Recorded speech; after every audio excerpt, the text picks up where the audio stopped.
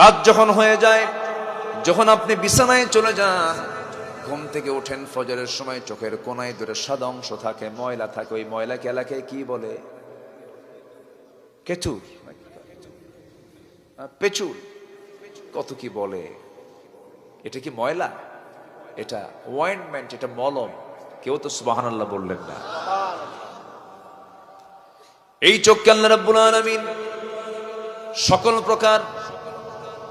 সকল প্রকার দূষিত অবস্থা থেকে, সকল প্রকার ভাইরাস থেকে বাঁচানোর জন্য স্থায়ী মলমের বন্দোবস্ত প্রত্যেক চোখের মধ্যে আল্লাহ রাব্বুল আলামিন করে দিয়েছেন।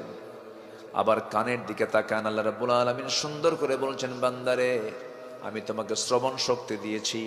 আলাম নাজআল লাহু আইনাইন ওয়া লিসানান ওয়া শাফাতাইন। টানা টানা চক্ষু দিয়েছি, সুন্দর দুটো ঠোঁট দিয়েছি, জিহ্বা দিয়েছি। কানের মধ্যে আল্লাহ পাক ময়লা দিয়েছেন। কানের মধ্যে ময়লা আছে না নাই? এই ময়লাকে এলাকায় কি বলে? খৈল। গরু খায়? হ্যাঁ, কি এটা বলেন? কানের ময়লা। কানের ময়লা। এই যে কানের ময়লা, আল্লাহ রাব্বুল আলামিন এটাকে কিন্তু তিতা করেছেন। এটার স্বাদ কিন্তু তিতা।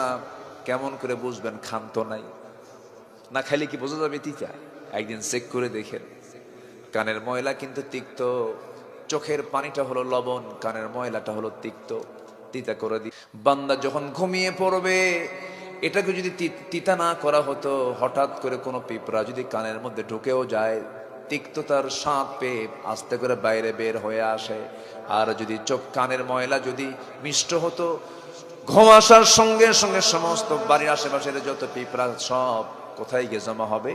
সলিমুদ্দের কানে গিয়ে জমা। কান সাফ করবেন কখন? ঘুম পারবেন কখন? আল্লাহ এই জন্য আপনার আমার কানকে সিকিউর করার জন্য, নিরাপদে রাখার জন্য প্রত্যেক চোখের কানের ময়লাকে আল্লাহ পাক তিক্ত করে দিয়েছেন। জোরে কান সুবহানাল্লাহ। কানকে সুরক্ষা দিলেন, চোখকে সুরক্ষা দিলেন। আবার জিহ্বার দিকে যান, একই দেহ, জিহ্বার যে পানিগুলো বের হয়, জিহ্বার যে লালা, এই লালার স্বাদ কেমন? কেমন ধরনের স্বাদ বলেন? মিষ্টি? পাইনসা। পাইনসা কে কইল? এই যে ছোট্ট ছেলে বলছে পাইনসা। ভাষা তো ভালোই পারে দেখি, মাশাআল্লাহ। কোনো স্বাদ নাই। এই লালা কিন্তু সর্বক্ষণ পড়ে। আমি যে কথা বলছি, যদি আল্লাহ তাআলা আমার জিহ্বার চতুর্পাশে যদি লালাটা না দিতেন, আওয়াজ বন্ধ হয়ে যেত, আমি কথা বলতে পারতাম না।